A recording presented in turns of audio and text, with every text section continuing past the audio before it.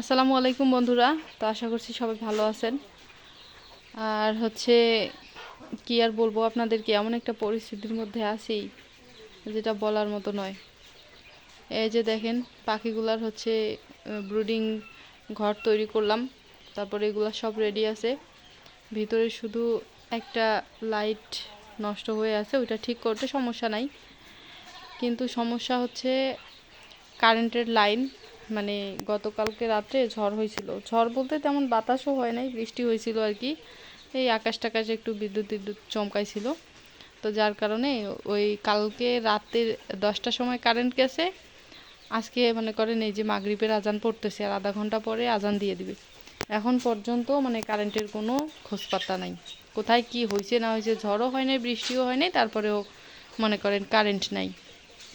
এইদিকে হচ্ছে আমার গতকালকে বিকেলের পরেই দেখছি যে ইনকিউবেটরে মনে করেন বাচ্চা নামছিল কয়েকটা। তো সারা রাত মানে প্রায় 50-60টা অর্থাৎ 100টার মতো মনে হয় বাচ্চা বের হয়েছে। তারপর থেকে আর ইনকিউবেটর খোলাও যাচ্ছে না, দেখাও যাচ্ছে না।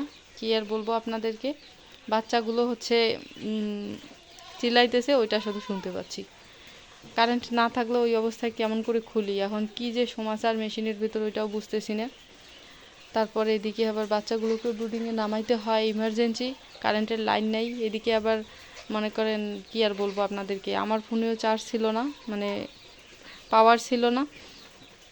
সবার হয়তো এরকম, কারেন্টের মেকার মনে করেন ফোন দিচ্ছি, কাউকে পাচ্ছি না। এখন এই মতো অবস্থায় আর কি ইমার্জেন্সিভাবে আমার আব্বাকে পাঠাই দিলাম। আবার এদিকে যার কাছে আর কি খোঁজ খবর নেওয়া লাগে, ফোন টোন দিয়ে আর কি নাম্বার টাম্বার চাওয়া হচ্ছে, দেখি কি হয়। ইমার্জেন্সি একটা মেকার এনে কারেন্টের লাইনটা ঠিক করে তারপর হচ্ছে বাচ্চাগুলোকে ইমার্জেন্সি নামাতে হবে। আমি এদিকে সবগুলো অবশ্য কমপ্লিট করে নিলাম। তারপর হচ্ছে ফিট, এই 0 ফিট গুঁড়া করব। এখন গুঁড়া করে রেখে দেই পানির পট, তারপর ইত্যাদি আর কি সব রেখে দেবো। তবে আরও একটা মুশকিল, সেটা হচ্ছে যে ব্রুডিংয়ে যে নামাবো, নামিয়ে যে বাচ্চাগুলোকে ওষুধ খাওয়াবো, মানে কি ওষুধ দিব, যে ওষুধগুলো দেওয়া দরকার প্রথম দিন থেকে ওষুধগুলা নাই। গ্লুকোলাইড ভেট বা লাইসোভিট, হ্যাঁ, এগুলো নাই।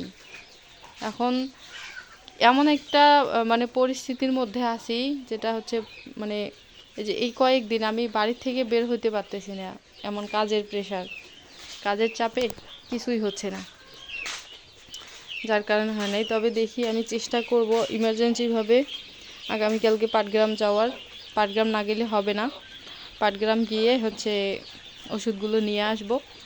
আর এদিকে এই যে পাখিগুলো দেখেন, 22 দিন বয়স, মাশাল্লাহ অনেক বড় হয়ে গেছে এবং কোনো রকম সমস্যা নাই।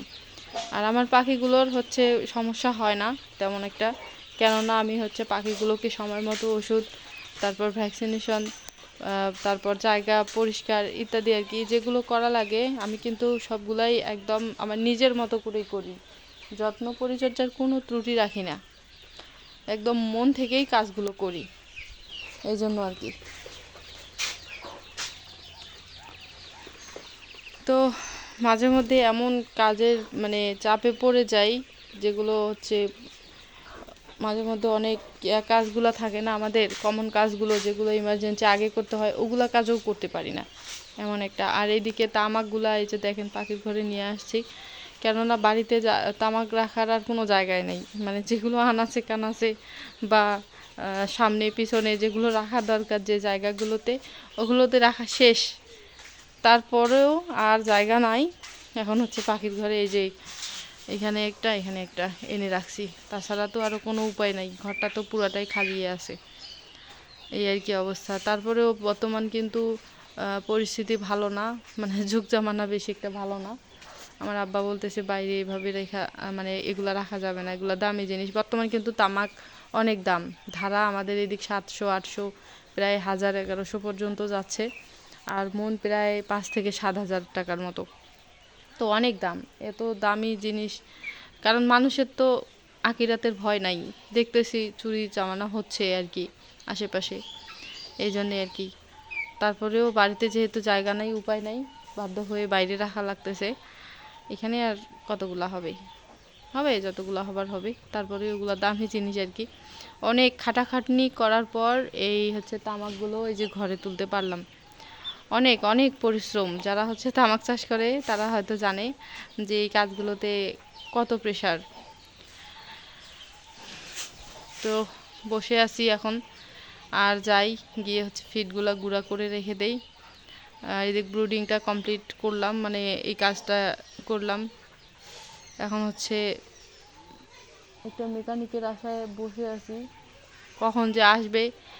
এদিকে আবার অন্ধকার হয়ে যাচ্ছে, লাইনের কোথায় কি হইলো না হইলো এটা মানে বোঝা যাচ্ছে না।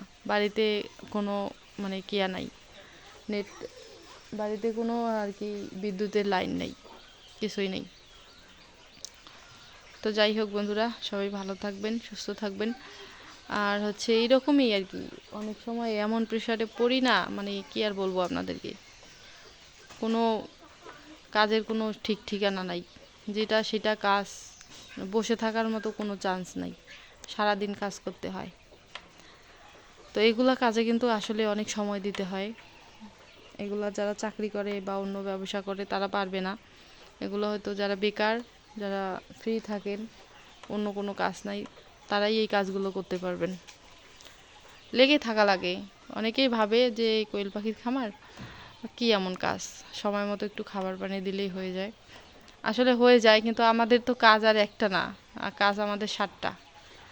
ঠিক আছে, বিভিন্ন পাশে দেখতে হয়, এটাই। তবে হ্যাঁ, যাদের একবারে হচ্ছে খামারটা কমপ্লিট হয়ে গেছে, যেমন কেউ 500 বা 1000 পাখি লালন পালন করেন, সবগুলোই ডিমে চলে আসছে বা প্রাপ্তবয়স্কের, মানে এক টাইমের পাখি যেগুলো আর কি, এক বয়সের পাখি যেগুলো একদম লাইনে চলে আসছে, তা ওই রকম পাখি যাদের আছে, যারা লালন পালন করেন, তাদের শুধু ময়লা পরিষ্কার করা, ঘর ঝাড়ু দেওয়া, পরিষ্কার করা, আর হচ্ছে আপনাদের খাবার পানিটা সময় মতো দিলে হয়ে যায়।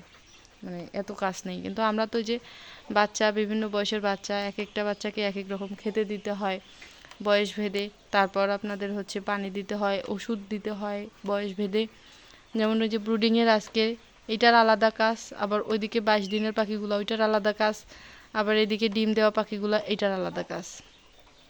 এটাই আর কি, এইরকম কাজ ভাগ ভাগ করা আমাদের, কয়েক প্রকার কাজ, এই জন্য আমাদের আর কি অবসর নাই। তো যাই হোক, ভিডিওটা অনেক লম্বা হয়ে যাচ্ছে। বসে আছি এখানে কারেন্টের মেকানিকের অপেক্ষায়। বসে অবশ্য নাই, ইফতারির সময় হয়ে যাচ্ছে, ইফতার করতে হবে আবার।